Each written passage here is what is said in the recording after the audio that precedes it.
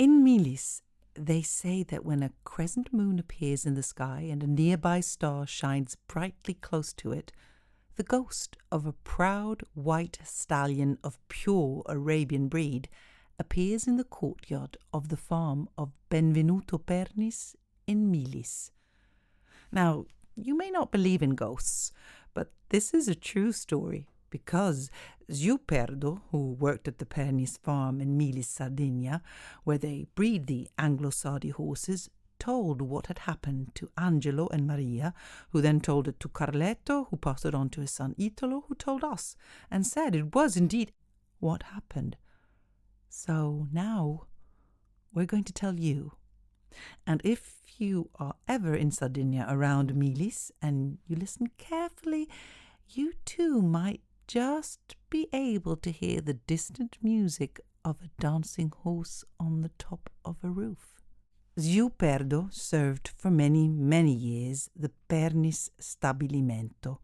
The Camaldolesi monks had planted some of the first oranges and citrus trees in the area almost 800 years ago, and the soil was so perfect for the sweet oranges that the whole area became known as La Vega, an oasis of delicious fruits and vegetables. To this very day, they are cultivated in Milis. They also bred strong and beautiful, lively and intelligent Saudi Arabian horses that could run with the wind, swim in the sea, and help transport the many oranges that were picked and deliver them all over the island and beyond. These magnificent horses were loved and treasured by all the people of Sardinia. "Do not forget," said Zuperdo, "that Kaidhor is a spirit and he is here to remind us of how to sing and talk to our ancestors, the wind, the mountains and the stones, and all that is wild."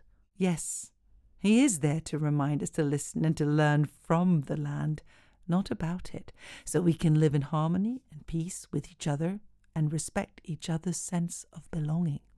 Listen to the story, and you'll also hear how gentle songs and love can help us to see and act courageously with our hearts. Kaidhor was the favorite stallion of the rich and powerful Sheikh Mohammed Ben Gadour, who had his kingdom at the feet of the Atlas Mountains in Africa. Kaidhor was in fact the leader of the herd of horses belonging to the sheikh. One day a caravan of wagons had travelled all the way from Milis in Sardinia to the feet of the Atlas Mountains in Africa to load and transport plants and palm trees that were to be planted in the new, beautiful garden of the house of the Villa Pernis in Milis. The caravanners had briefly stopped near the spring of the oasis for their oxes to drink water, when they saw the most beautiful colt all on its own, lying in the shade. They couldn't help thinking how this beautiful colt would please their master Benvenuto Pernis, as he was a passionate Arab horse breeder, and got excited by the thought that they might even, if they succeeded to bring him all the way back alive, be rewarded in some way. So without further consideration they made sure no one saw them, tied up and gagged the colt and hid him inside the cart underneath the straw and palm fronds. As an exchange for the colt, they thought they'd better leave behind 2 yokes of oxen and then quickly carried on towards the sea to embark on the ship that was to take them back to Sardinia. That evening, the sheikh's horses returned to the oasis, and the mother of the colt began searching desperately for her child. Kaidhor, who was the father of the colt, assisted immediately, and they both searched the entire oasis. As the sun was setting, Kaidhor rode up onto a small hill of the oasis, where all of a sudden he caught a whiff of the sea.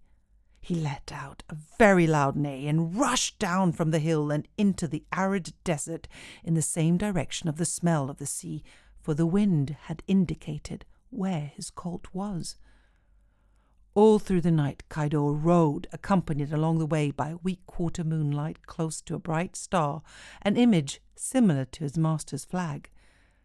It was dawn when he finally arrived within sight of the sea, But unfortunately the merchants had already boarded the ship, and with full sails it was quickly moving away from the shore.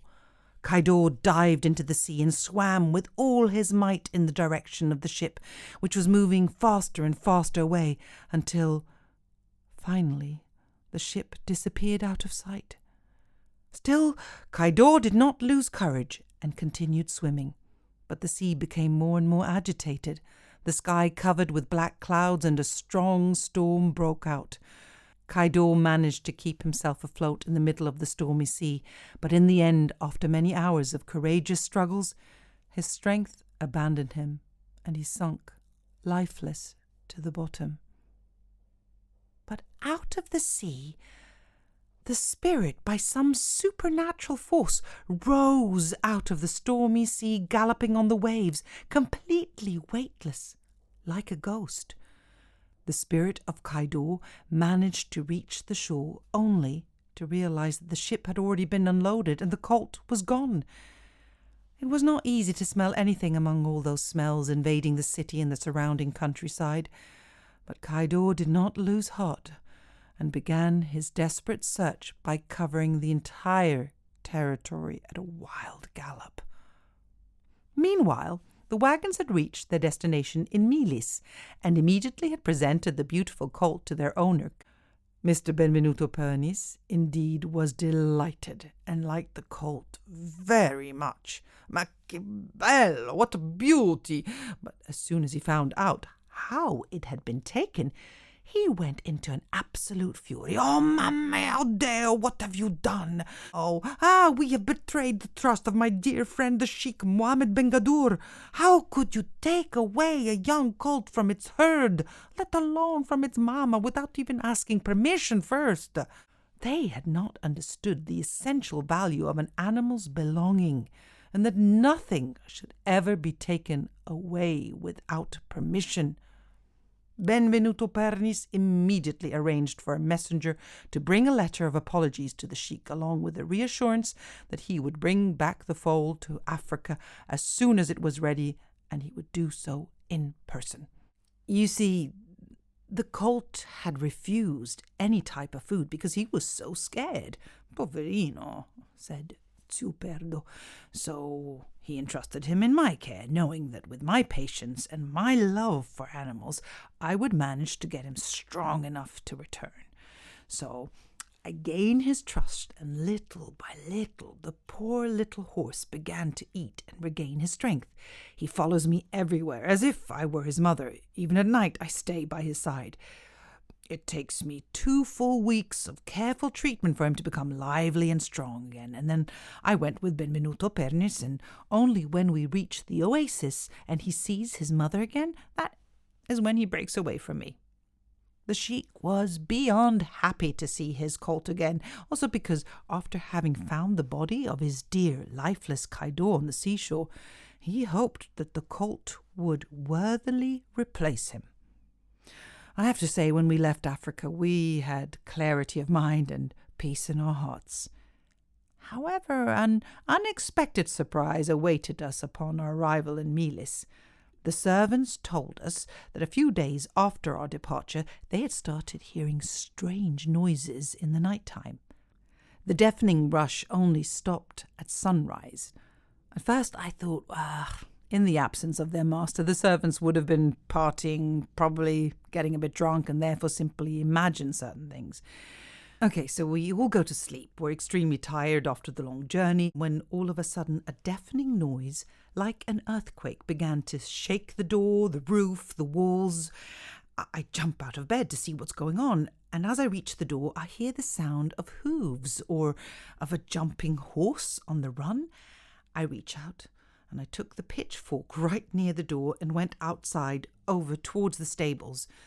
The high moon above illuminated just enough for me to see that I couldn't see anything or anyone.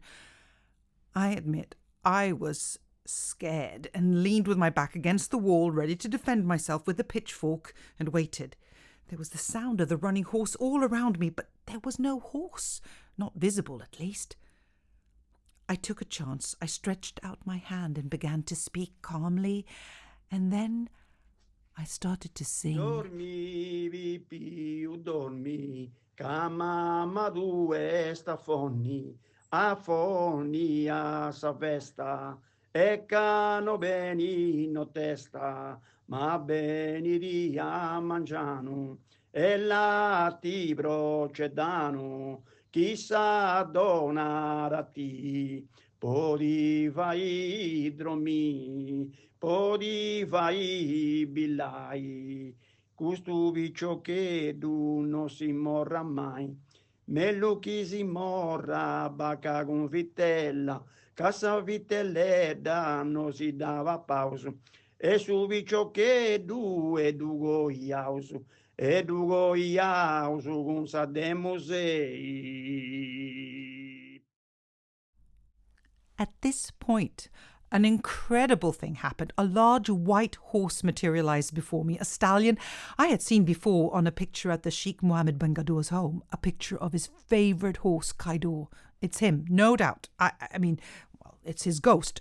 I try to caress him, even though my hand can't quite feel him. The horse snorts and sniffs me continuously from all sides, and then I understand that he could smell the colt, his son, and that we were, in fact, precisely where the colt had slept.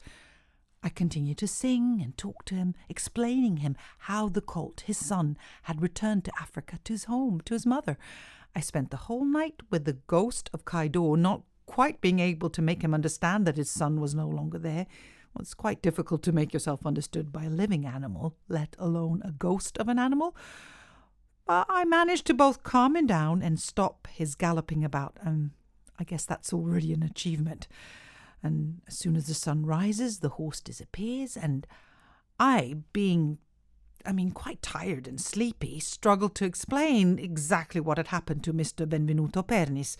I can see he doesn't believe me at first, but then he has to admit that he too heard all that noise during the night, and he said, yes, it was like a horse running, and he hadn't seen anything, but yes, he had heard it, and his wife, Enriqueta, had also witnessed it, and it turned out that the servants who had told them about the noise whilst they'd been in Africa said that this last night, when the noise returned, they were at first ready to wake everyone up so they could all hear it together.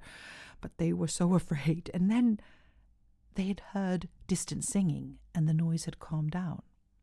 So I explained to everyone my experiences and how I believed the noise was in fact the spirit of Kaidhor, the father of the colt that had been brought here, and how the spirit horse needed to understand that his son had already gone home. Perhaps we could all, when we heard these noises, sing a song to him, to soothe him and bring him home. For when the crescent moon and the bright shining star appeared nearby, it would stir something up in Kaidhor, reminding him of something, and if we sang to him, gave him directions and good stories of his hometown, perhaps his ghost would also find his way back home. And so we did, and the more we sang the wind and the sea back into him, the less he would appear, and eventually he found his way back home.